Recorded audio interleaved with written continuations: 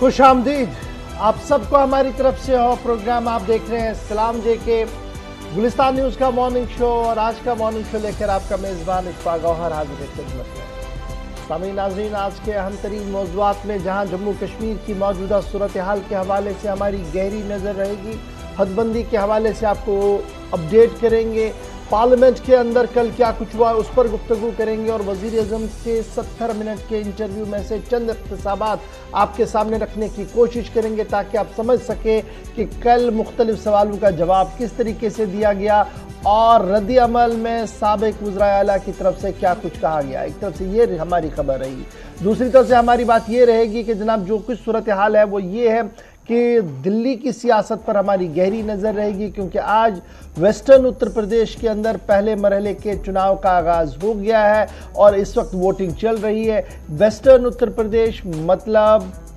टक्कर जोर की, इस पर भी हमारी नज़र रहेगी।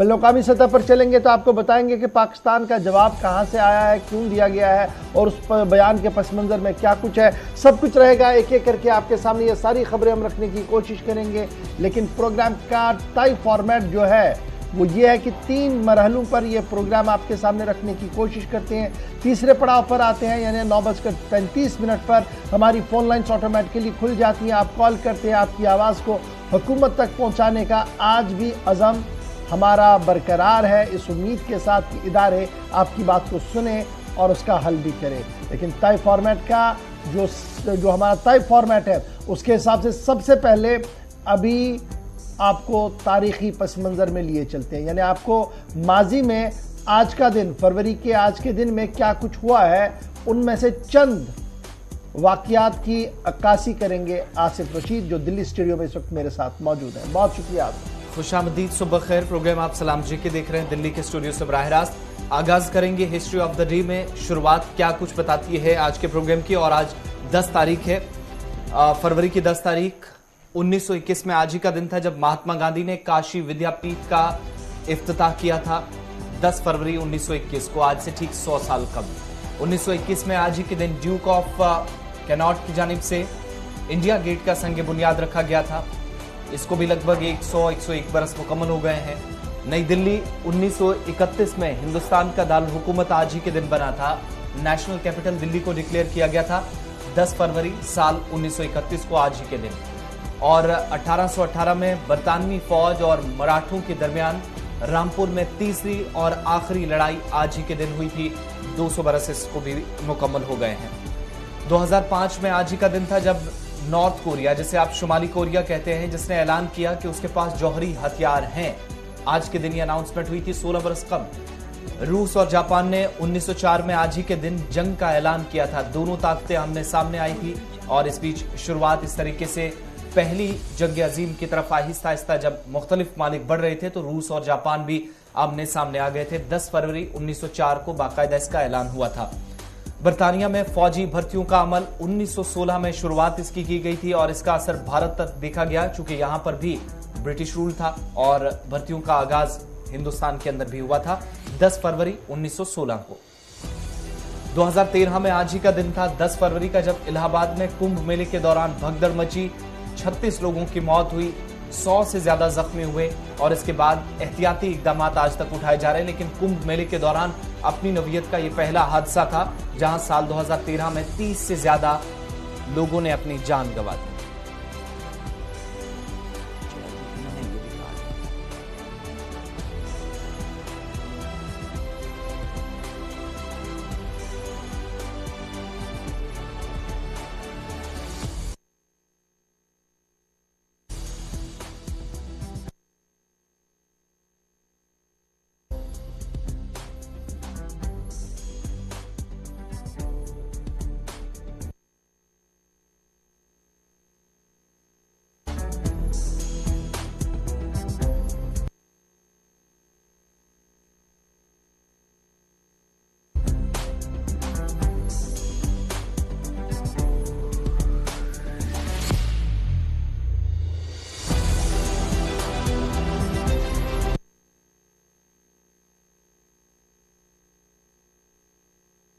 खबरों की करेंगे और हिस्ट्री ऑफ द डे में फिलहाल इतना ही। आगाज आज भी उस खबर से करेंगे जिसका बराह रास्त ताल्लुक जम्मू कश्मीर की खबर से है और बात सबसे पहले उस खबर की जिस पर एतराजात, शिकायत या फिर इल्जामात काफी ज्यादा जम्मू कश्मीर तक उठाए जा रहे हैं। इशफाक जनाब, बात करते हैं जी हदबंदी कमीशन की, क्योंकि हदबंदी कमीशन की दूसरी रिपोर्ट मंजर आम पर गुज़श्ता दिनों रखी गई। अगरचे अभी कमीशन ने उसे ऑफिशियली नहीं रखा था, एसोसिएट मेंबर्स को दिया था, और एसोसिएट मेंबर्स ने जब ये दिया था तो उसके बाद वो मीडिया में भी आई और उसके बाद चिमेगोइयाँ और बयानात और काउंटर बयानों का सिलसिला भी सामने आया। और अब खबर यह है कि नेशनल कॉन्फ्रेंस को एतराज़ तो था ही, लेकिन भारतीय जनता पार्टी भी अपनी ऑब्जेक्शन जो है वो फाइल करेंगी हदबंदी कमीशन के सामने। ये एक बड़ी दिलचस्प खबर सामने आ रही है कि नेशनल कॉन्फ्रेंस और भारतीय जनता पार्टी के एसोसिएट मेंबर जो हदबंदी कमीशन के साथ मुंसलिक है वो अपने एतराज़ात जो हैं वो आज या कल यानी 2 दिन के अंदर अंदर जो हमारे ज़राया है वो बता रहे हैं, क्योंकि 14 तारीख तक का वक्त है। माना जा रहा है कि नेशनल कॉन्फ्रेंस और बीजेपी की तरफ से एतराज़ात किए जाएंगे पैनल के सामने, और उसके बाद इंतज़ार किया जाएगा कि पैनल जो है वो किस तरीके से उन सभी मामलात कि वो जो है कैसे देखेगा। तो ये बड़ा इंपॉर्टेंट है। दूसरी बड़ी बात जो इसमें है वो ये भी है कि पैनल जहाँ तक अवाम की बात करें या दीगर जमातों की बात करें तो उसके लिए तब तक का इंतज़ार करना होगा जब तक पैनल की पूरी रिपोर्ट जो है वो सामने नहीं रखी जाती है अवाम के सामने। यानी जब तक अवाम के सामने रिपोर्ट नहीं रखी जाती है तब तक लगभग अवामी नुमाइंदे बाकी पार्टियों के हैं या अवाम जो है वो इस पर बराह रास्त कोई भी अमल जो है वो नहीं कर सकती है। सिर्फ एसोसिएट मेंबर्स का मानना है कि वो 14 तारीख से कबल अपने एतराज़ात जो वो जमा कर रहे हैं, और इस बार नेशनल कॉन्फ्रेंस के बाद बीजेपी भी जो है वो अपने एतराज़ात जो है वो कमीशन के सामने रखने जा रही है, क्योंकि बीजेपी को ये एतराज़ है कि कई असेंबलियों को मर्ज किया गया है, कई असेंबलियों के सेगमेंट्स की बाउंड्रीज को कुछ इस तरीके से बनाया गया है जो फिजिबल नहीं है, और वही फिजिबिलिटी पाने के लिए और उसे यकीनी बनाने के लिए हदबंदी कमीशन के सामने बीजेपी भी अपने एतराज़ात जो है वो रखने जा रही है। नेशनल कॉन्फ्रेंस का पहले से ही मौक़िफ़ ये था कि ये जो रिपोर्ट आई है जी ये मुकम्मल तौर पर उन्हें मंजूर नहीं है और इसमें काफ़ी कोताहियाँ और खामियाँ हैं, इसलिए वो भी अपनी तहरीरी अर्जी जो है और तहरीरी जवाब जो है इस कमीशन के सामने रखने जा रहे हैं, और 2 दिन के अंदर कमीशन के पास ये रिपोर्ट जो है जाएगी, ताकि 14 तारीख से पहले ये जब रिपोर्ट जाएगी तो उसके बाद खबर ये है कि एक और बार एसोसिएट मेंबर्स के साथ मीटिंग के बाद अवाम के लिए इस रिपोर्ट को वक्त रखा जाएगा ताकि अवाम भी अपना रद्दअमल दे सके। तो फिलहाल खबर यह है कि नेशनल कॉन्फ्रेंस के बाद बीजेपी भी अब सामने आई। अब आपको याद होगा कि बीजेपी हेडक्वार्टर पर क्या हुआ था जम्मू के अंदर, कई बीजेपी कारकुनों ने जबरन इस्तीफे देने की बात कही थी। उन्होंने कहा था कि देखिए अगर आप इसको ठीक नहीं करेंगे तो हम पार्टी के साथ मुंसलिक नहीं रहेंगे। एक तो ये भी एक दबाव है बीजेपी पर, और दूसरा जो बीजेपी पर सबसे बड़ा दबाव ये भी है कि कई कॉन्स्टिट्यूंसियां जो है वो ख़त्म हो गई, जिस तरीके से कश्मीर के अंदर हुई है, लेकिन कई कॉन्स्टिट्यूंसियां नई भी बनी है। तो ये सारे मामला को देखते हुए कुछ तरमीमों के साथ बीजेपी जो है वो सामने जा रही है। अब देखना होगा कि कमीशन जो है वो किस तरीके से वहां पर काम करेगा। ये तो एक खबर थी जहां पर नेशनल कॉन्फ्रेंस और बीजेपी कमीशन के सामने जा रही है, लेकिन कमीशन की एक और दूसरी अहम तरीन खबर भी सामने आ रही है और तौसी हो सकती है कमीशन की। जो हमारे ज़राया दिल्ली के अंदर है उनका मानना है कि हदबंदी कमीशन की तारीख जो मुकम्मल हो रही है, मुद्दत जो है वो मार्च के पहले हफ्ते के अंदर मुकम्मल हो रही है, लेकिन उससे कबल ही तकरीबन 3 महीने का एक्सटेंशन मिल सकता है हदबंदी कमीशन को। हमारे ज़रायों के मुताबिक हदबंदी कमीशन की तरफ से कुछ और वक्त मांगा गया था कमीशन के मरकजी वजारत दाखिला के साथ राब्ता करने के बाद, लेकिन मरकजी वजारत दाखिला ने मजीद वक्त देने से साफ इनकार कर दिया है और सिर्फ 3 महीने तक उसूली इकरार किया गया है, और उस सिलसिले में जो नई नोटिफिकेशन होगी वो मार्च के पहले हफ्ते में आपके सामने होगी, जब कम से कम 3 महीने का मजीद एक्सटेंशन इसको मिल सकता है। क्योंकि अभी एक्सटेंशन की बात अब वाज़ेह भी है, क्योंकि अभी जिस तरीके से काम हुआ है 14 तारीख तक एसोसिएट मेंबर्स के साथ मीटिंग हुई है, इसके बाद अभी एक और मीटिंग होनी है और समझ लीजिए सो वो 20 के बाद होनी है। उसके बाद ये अवाम के लिए वक्त रखा जाएगा, उसको भी 10 से 15 दिन का वक्त देना होगा। उसके बाद एक नोटिफिकेशन जारी होगी तो हदबंदी कमीशन का काम जो है वो मुकम्मल हो जाएगा। लेकिन ये सारा कुछ करने के लिए फिलहाल 3 महीने एक्सटेंशन मिल सकती है हदबंदी कमीशन को रंजना प्रकाश देसाई साहिबा जिसकी सरबराही कर रही है, उस कमीशन को जम्मू कश्मीर के लिए मजीद 3 महीने का वक्त जो है वो मिल सकता है, क्योंकि एतराज़ात काफ़ी ज़्यादा है। जम्मू के अंदर भी एतराज़ है, कश्मीर के अंदर भी एतराज़ है, और उन एतराज़ों को किस तरीके से कमीशन लेगा, एक बड़ा सवाल इस वक्त कमीशन के सामने भी होगा। तो ये दूसरी अहम खबर जो कमीशन के हवाले से हम आपके सामने रख रहे हैं कि कम से कम 3 महीने का एक्सटेंशन मार्च के पहले हफ्ते में नोटिफिकेशन जारी हो सकती है। हमारे ज़राया मरकजी वजारत दाखिला के अंदर इस बात की तस्दीक कर रहे हैं। चलिए, जब कमीशन की बात हो रही है तो एक और अहम सवाल है, इशफाक आपसे भी इस पर वजाहत चाहेंगे, और जो कानून के माहिरीन हैं वो भी कुछ लोग हमें कमेंट के जरिए बता रहे हैं, और कुछ लोगों से जहां तक हमारी बात हो पाई है, जब से अबूरी रिपोर्ट आई है या इससे पहले पहला जो ड्राफ्ट आया था तो मुख्तलिफ पॉलिटिकल पार्टीज ये कह रही थी कि अगर उनके मुतालबात नहीं माने जाते एहतजाज की राह वो इख्तियार करेंगे। ये एक रास्ता उनके पास है, लेकिन दूसरा रास्ता ये भी है कि वो अदलिया के सामने जाएंगे, अदालत उज़्मा के सामने, या फिर कोर्ट का दरवाजा खटखटाएंगे, वहां पर इस मामले को ले जाएंगे। कुछ लोग ये भी कहते हैं कि पार्लियामेंट्री पैनल के सामने इसे लिया जाएगा, लोकसभा के अंदर दोनों ऐवान ज़रियों और ऐवान बाला के अंदर इसको डिस्कस होना चाहिए। ये सारी चीजें हमने सुनी पिछले 6 से 8 महीनों के दौरान, लेकिन क्या कहीं पर कोई दफा कोई खुसूसी इस तरह का इल्तिजाम है कि जहां पर यह कहा जाए कि कमीशन के लिए गए हुए फैसले को चैलेंज किया जा सकता है? नंबर 1। नंबर 2, जो पॉलिटिकल पार्टीज इस वक्त कह रही हैं कि वो अदालत तो जाएंगी, इस मामले को चैलेंज कर सकती हैं और इसको रोका भी जा सकता है, इज देयर एनी पॉसिबिलिटी? देखिए, 2 बड़ी अहम बातें हैं।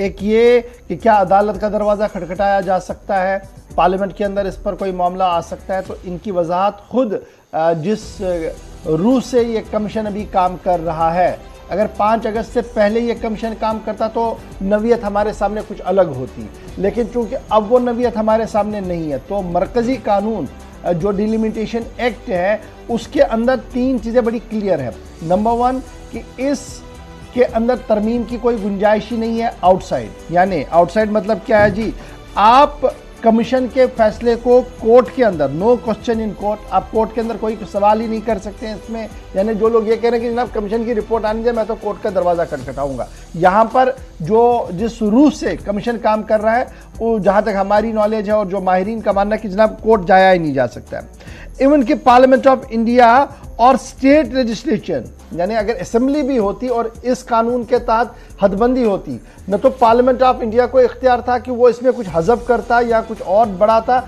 न स्टेट असेंबली के पास इख्तियार था कि वो इसको कुछ हज़फ करता इनमें से और कुछ चीज़ें एड ऑन करता, न तो पार्लियामेंट को, न स्टेट को, न कोर्ट को। तीसरा ऑप्शन क्या है जी, सिर्फ और सिर्फ डिलिमिटेशन कमीशन को ही ये इख्तियार है कि वो अपनी बात जो कह रहा है, रिपोर्ट जो दे रहा है, इसको दोबारा से भी दे दे या इसमें कोई तरमीम करे, इसके बगैर कोई तीसरा ऑप्शन है नहीं।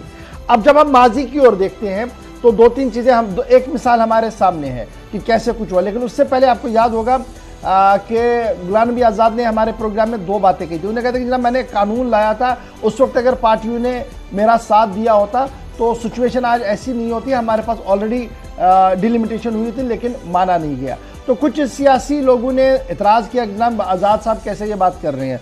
तो हमने जब इसको वेरीफाई किया, बाज़ाब्ता तौर पर मसवदा बना था असेंबली के अंदर, वो कोई भी जाकर देख सकता है, लेकिन जो हमारा peoples representation act Jammu Kashmir का था 5 अगस्त से पहले, 2019 से पहले, क्योंकि हमारे पास आईन अपना था, कानून अपना था और हम अपने तरीके से हर एक काम को चलाते थे, उसके अंदर ये गुंजाइश थी कि स्टेट लेजिस्लेटर अपने हिसाब से इसमें तरमीम करवा सकता था, लेकिन की नहीं गई है। ये माजी की गलती हुई है, जिसका गुलाम नबी आज़ाद ने भी कहा कि मैंने भी कोशिश की थी लेकिन हुआ नहीं, क्योंकि 1957 का एक्ट था। और फिर 2-3 बार हमारे ऊपर यह मामला चला कि डिलिमिटेशन हुई, लेकिन एक बात याद रखिएगा, जो जस्टिस के गुप्ता कमीशन था, इस जस्टिस के गुप्ता कमीशन ने जब 28 सितंबर 1992 को अपनी इंटरीम रिपोर्ट गवर्नर को सौंपी, उसमें कई बार तरमीम हुई, क्योंकि पहले जम्मू में एजिटेशन हुआ, फिर दोबारा कमीशन बना, फिर कमीशन ने दोबारा काम किया, तो फाइनली ये जो जस्टिस गुप्ता साहब का कमीशन था, उन्होंने जो लाइन खींची उस वक्त 92 में के कमीशन ने, उन्होंने जो गवर्नर को बताया, उन्होंने रिकमेंड किया कि 46 सीटें जो कश्मीर में, 37 जो जम्मू में हो, 4 लद्दाख के लिए हो। और इस के बाद काफ़ी हंगामा हमने जम्मू के अंदर देखा। फिर दोबारा इसी कमीशन को कृष्णा राव साहब जो थे वो मैदान में आए, उन्होंने कमीशन को कहा कि जनाब आप देखिए मिलिटेंसी सामने थी, कुछ मामला चला नहीं। और फिर 95 जो मैं कह रहा हूं कि 1996 में जब चुनाव हुए तो उससे पहले कमीशन ने अपना काम किया था, हदबंदी कमीशन ने, दैट वाज के गुप्ताज कमीशन। और 24 अप्रैल 1995 को के गुप्ता कमीशन ने डिलिमिटेशन रिकमेंडेशन जो है वो जनरल राव के सामने रखी राजभवन के अंदर, जम्मू के अंदर, जिसमें वही खदुखाल था जो पहले था, जिसको लेकर जम्मू में एहतजाज हुआ था 46 एंड 37। तो उसी को लेकर फिर चुनाव हुए थे और आज दोबारा कमीशन, यानी अगर कमीशन का कोई पन्ना आपने बदलना है तो वो कमीशन को ही इख्तियार है। अभी तक हमारे पास जो मुख्तलिफ ज़राया, मुख्तलिफ पैनल से हमने गुफ्तगू की है, ये बात जो है वो सामने आ रही। तो यही वजह है कि पार्टियां काफ़ी टाइट लिप्ड है, न वो अदालत में जाने की बात कर रही है एक को छोड़कर, और ना ही वो बड़ी बात कोई कह रहा है। एजिटेशन की जहां तक बात है, एहतजाज की जहां तक बात है, वो जमहूरी हक एक है हमारे आईन के अंदर, कानून के अंदर उसकी है कि आपको लगता है कि आपकी हकूक पर शबखून होना तो आप पुरअमन एहतजाज कर सकते हैं। अमन कानून को दरहम बरहम करके आप जब आप एहतजाज करेंगे तो वो बलवे में आता है, वो फसाद में आता है, उसके लिए अलग कानून से फिर FIRs भी दर्ज होती है। तो ये थी जनाब छोटी सी वजाहत जो हदबंदी के हवाले से थी, क्योंकि आज इसलिए वजाहत करनी पड़ी, 2 बैक टू बैक खबरें हमने आपके सामने हदबंदी के हवाले से रख दिया। जी आसिफ, चलिए अब बढ़ते हैं आगे। अब जरा बात सेहत के निजाम की भी करते हैं और आपको बताते हैं कि किस तरीके से खामियां हैं, कमियां हैं, तालमेल का फुकदान है और ये सबब बन रहा है आवाम की परेशानी का। बात जरा हम करते हैं जन औषधि केंद्रों के हवाले से। ये वो केंद्र हैं, ये वो मराकज हैं जो तिब्बी सहूलियात को बेहतर बनाने में काफी हद तक सरकार को तो मदद करते ही थे, लेकिन साथ साथ अवामी सतह पर भी कोविड की पहली, दूसरी और तीसरी लहर में राहत पहुंचाने का काम जन औषधि केंद्रों ने किया है। केंद्र यानी मरकज जन अवाम के लिए औषधि, जिसे आप मेडिसिन या तिब्बी इसमें आप शामिल करते हैं। और वज़ीर आज़म ने 1 नहीं 2 नहीं बल्कि 10 मरतबा अपने खिताब में कहा कि तमाम रियासतों और मरकज के ज़ेर निज़ाम इलाकों में कोविड की पहली, दूसरी और तीसरी लहर के दौरान जम्मू कश्मीर से लेकर कन्याकुमारी तक इन सेंटर्स का कयाम अमल में लाया गया, जिनका मकसद यह था कि मेडिकल फैसिलिटीज कम से कम बेहतर हो सके और दूर दराज इलाकों में अद्वियात आसानी से दस्तयाब हो, यह मकसद था। अच्छा, इसमें बड़ी इंपॉर्टेंट बात है जी, जब हम जन औषधि केंद्र की बात करते हैं तो इसमें दवाइयां जो आपकी मिलती है वो जेनेरिक मिलती है, यानी सही मिलती है, बिल्कुल, और बाजार के मुकाबले में काफी सस्ती दवाइयां मिलती हैं। मैं इसका जाती तौर पर मुशाहिदा कर चुका हूं जी, यहाँ दिल्ली के अंदर भी। और जो दवाई आप 5 से 8 हज़ार रुपये में मार्केट में लाते थे वो आपको यहाँ 1000-1500 में मिलती है। तो इतना फ़र्क इसमें मिलता है।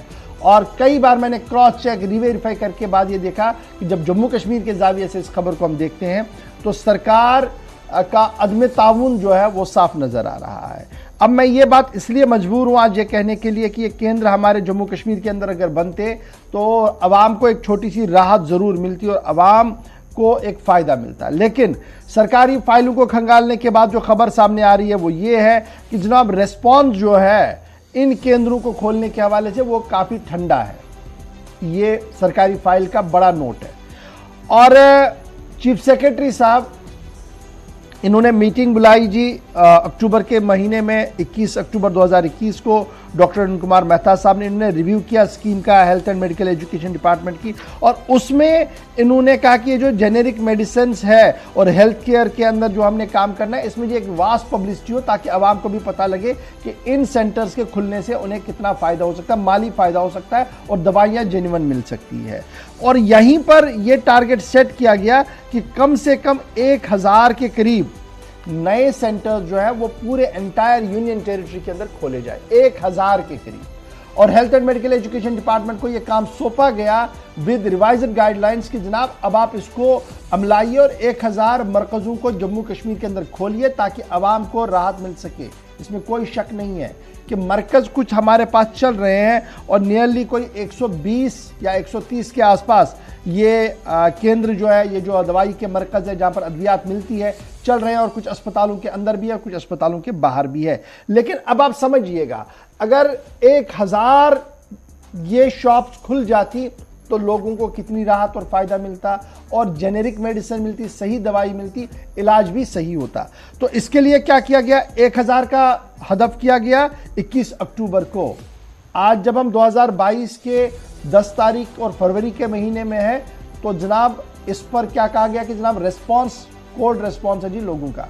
जब हमने खंगालने की कोशिश की तो पता लगा कि इतना कॉम्प्लिकेटेड और पेचीदा इसको बनाया गया है कि कोई हाथ डालने के लिए भी तैयार नहीं है। किन को आना था इसमें जी?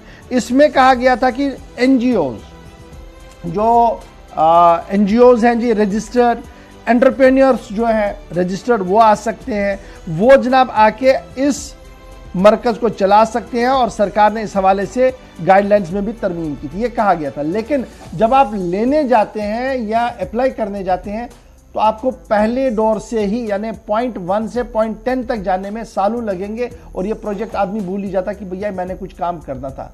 इसको स्ट्रीमलाइन करने की बहुत ज़्यादा ज़रूरत थी उस पैटर्न पर जिस पैटर्न पर दिल्ली के अंदर किया गया है, क्योंकि दिल्ली के अंदर यहां पर बहुत सारे केंद्र खोले गए हैं और कई रिहायशी इलाकों के अंदर भी खोले गए, अस्पतालों के अंदर तो है ही हैं, लेकिन रिहायशी इलाकों के अंदर भी खोले गए हैं ताकि आवाम को राहत मिले और बाज़ाब्ता तौर पर एक सिस्टम चल रहा है। तो उस सिस्टम को मुतारुफ कराने की ज़रूरत है और मुझे उम्मीद है कि डॉक्टर मेहता साहब जो काफ़ी कॉम्पिटेंट अफसर है और उनके आने से काफ़ी चीज़ें तब्दील भी हुई हैं, वो इसकी ओर देखेंगे कि उनकी अपनी डायरेक्शन अगर काम नहीं आती है तो खराबी कहां पर है। क्या वाकई तौर पर पॉलिसी को दोबारा से देखने की जरूरत है या अफसरशाही इतनी है कि आवाम तक रसाई नहीं है, या तो आवाम को पता नहीं है कैसे आना है, या एक तो ये चैनल ऑफ कम्युनिकेशन ब्लॉकेट हो सकता है, दूसरा ये कि जनाब अफसरशाही इतनी है कि इसकी और किसी को तवज्जो नहीं है कि आवाम को राहत मिले। तो मेरी आज दरख्वास्त रहेगी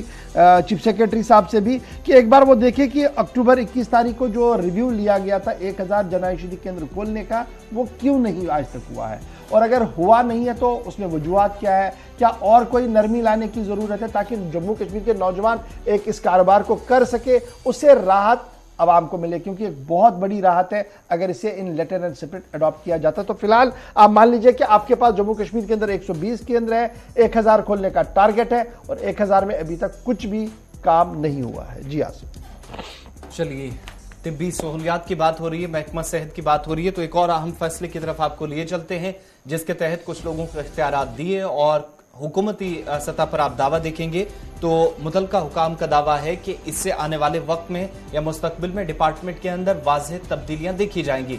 महकमा सेहत और तिब्बी तालीम की तरफ से एक और हुक्मनामा जारी किया गया है जिसमें तिब्बी इदारों के जो एग्जीक्यूटिव सरबराहान हैं उनके इख्तियारात को कम कर दिया गया है। नए हुक्मनामे के मुताबिक कि जो नए ज़ाब्ते हैं, नए कवायद हैं, उनसे डॉक्टरों को रिसर्च का मजीद मौका मिलेगा जो इससे पहले शायद कम थी। अगर सरकार के आप आदादोशुमार या सरकार के बयान को सही माने, 20 रोज कबल हुकूमत ने एक मसवदा तैयार किया था और उसके बाद इसको पेश किया गया, एक ड्राफ्ट तैयार किया गया था जिसमें सरकार की ये इस बार नीयत थी कि तिब्बी इदारों के जो एग्जीक्यूटिव सरबराहान हैं उनको इख्तियारात कम किए जाएं और इस सिलसिले में यह भी कहा गया कि जो मेडिकल फ्रेटर्निटी है या इस अहम शोबे से वाबस्ता जितने भी लोग हैं उनकी तरफ से इस पर इत्मीनान का इजहार किया गया है। यह सरकारी सतह पर माना जा रहा।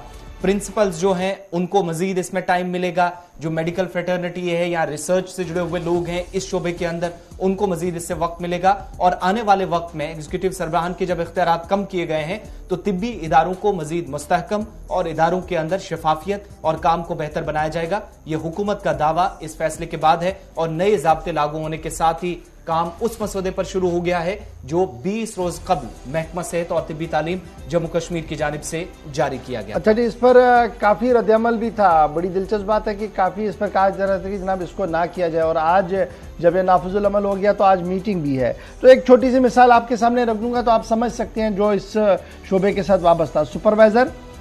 Supervision of non gazetted employees, supervision of non gazetted employees medical college के अंदर, personal matter of all employees gazetted non gazetted, vis-a-vis promotion seniority list, APR departmental inquiry, vigilance case, institute promotion, public grievance, redressal, timely reference vacancies, उसके साथ साथ list of budgeting, planning, record, engagement, outsourcing, ये gazetted non gazetted, ये सारा देखेंगे जी। Academic से लेकर दीगर मामला, ये एडमिनिस्ट्रेटर्स, पर्सनल ऑफिसर्स और एडमिनिस्ट्रेटिव ऑफिसर्स को सौंप दिया गया है। अभी तक ये प्रिंसिपल्स और डीन्स किया करते थे, अब ये हटा दिया गया है। इसी तरीके से यूनानी मेडिकल कॉलेज गांधरबल और दीगर कॉलेज वो जो इंटरीम रिपोर्ट्स आज तक आती थी वो अब सबमिट होंगे जी प्रिंसिपल को पहले, और प्रिंसिपल से वो आगे जाएंगे, वो बाहर से नहीं आएंगी।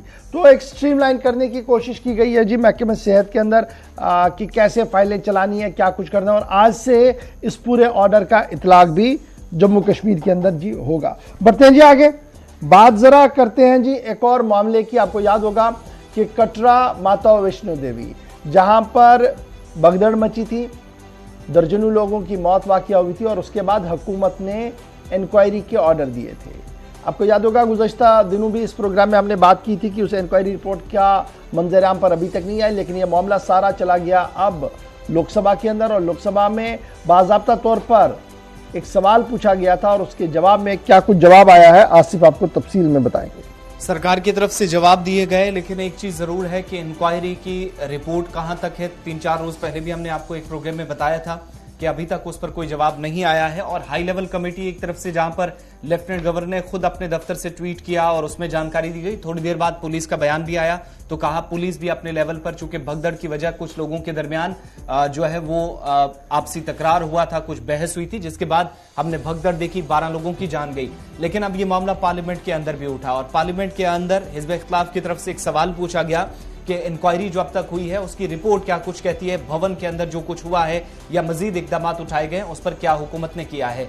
मजीद इकदाम पर सरकार ने जवाब तो दे दिया कि भवन के अंदर क्या क्या चीजें की जानी थी, क्या तब्दीलियां लाई गई, रजिस्ट्रेशन का प्रोसेस क्या किया गया, ऑनलाइन या ऑफलाइन किस तरीके से आज के वक्त में यात्रा रखी जाए, रश को कम किया कैसे किया जाए, सीसीटीवी कैमरों को कैसे नस्ब किया जाए, टेक्नोलॉजी से लैस इस पूरे इलाके के अंदर इंसानी जानों के ज़िया उठने से बचा जाए, इसके लिए क्या कुछ करना था, सारी चीजें एक एक करके बता दी। लेकिन हुकूमत ने आज भी ये बात नहीं बताई है, कहीं ना कहीं पांव पीछे पार्लियामेंट के अंदर भी खींचा गया कि इंक्वायरी रिपोर्ट में अब तक क्या हुआ है। लेकिन जो सरकार ने इकदाम उठाए हैं उसमें तो ये कहा गया कि यात्रियों की हिफाजत को यकीनी बनाया जाए, इसके लिए सीसीटीवी कैमरे जो पहले से लगे थे उनकी तादाद में इजाफा कर दिया गया।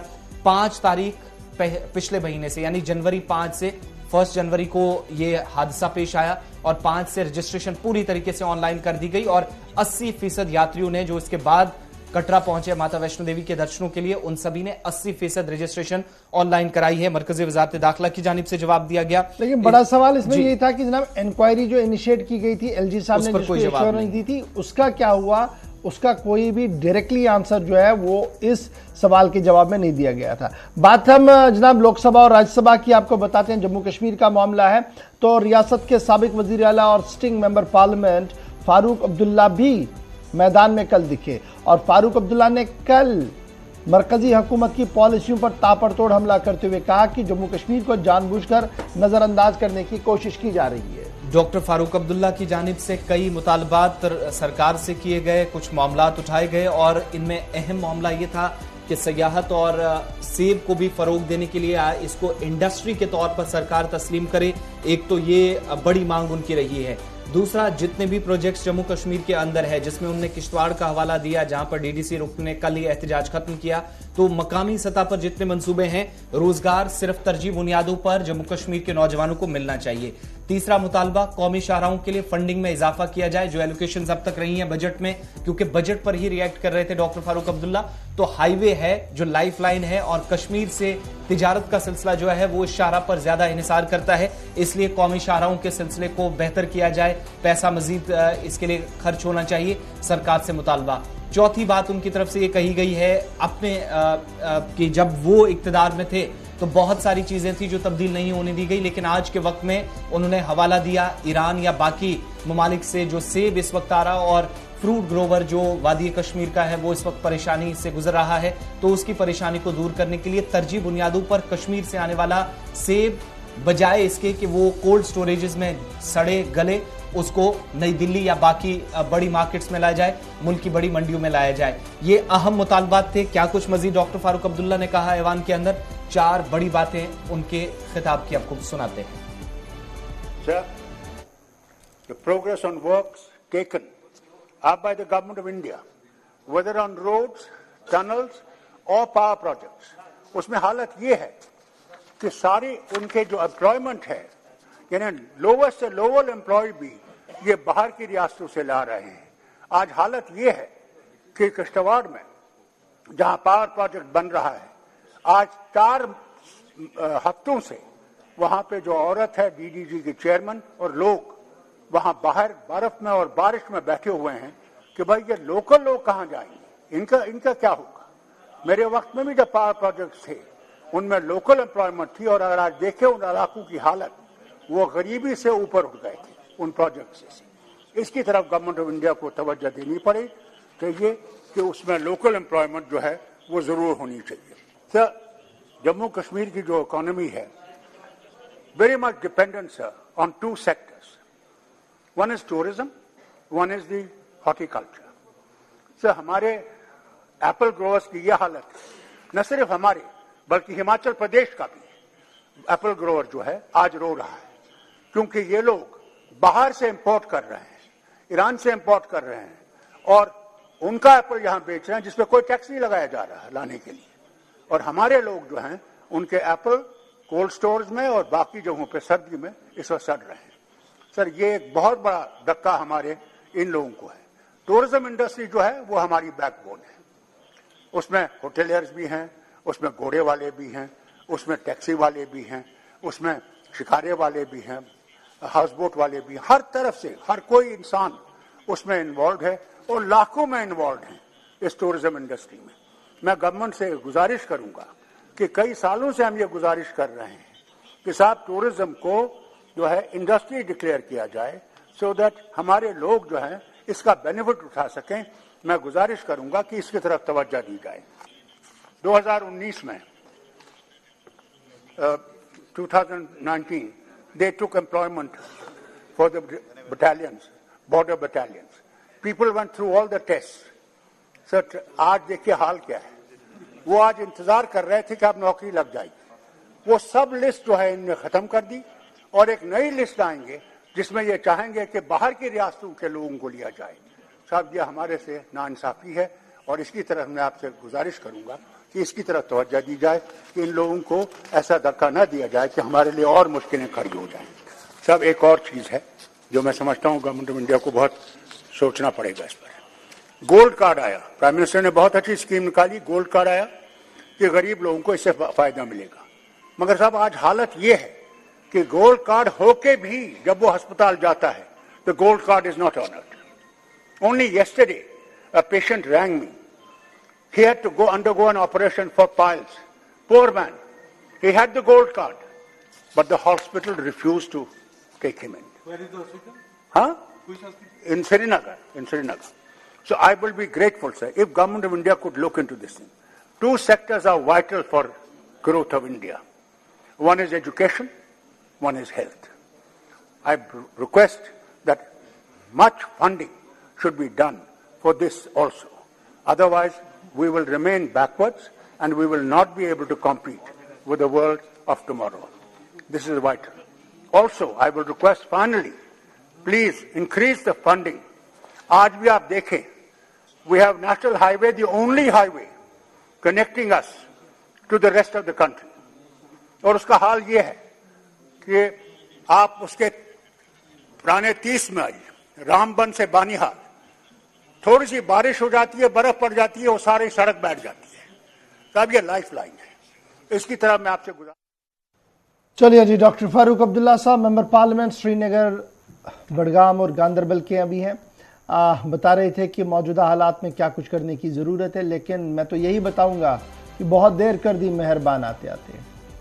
खुद भी चीफ मिनिस्टर रहे, बेटा भी चीफ मिनिस्टर रहा, उसके बाद सरकार के साथ भी काफ़ी नज़दीकी में रहे, लेकिन सन्नत का दर्जा बहाल करना शायद उस वक्त भूल गए थे, आज याद आया है। बहुत बहुत शुक्रिया। फिलहाल छोटे से ब्रेक के लिए रुकते हैं जी, ब्रेक के उस पार आएंगे तो आपको बताएंगे कि क्या कुछ और भी है खबरों में, लेकिन इस छोटे से ब्रेक के फौरन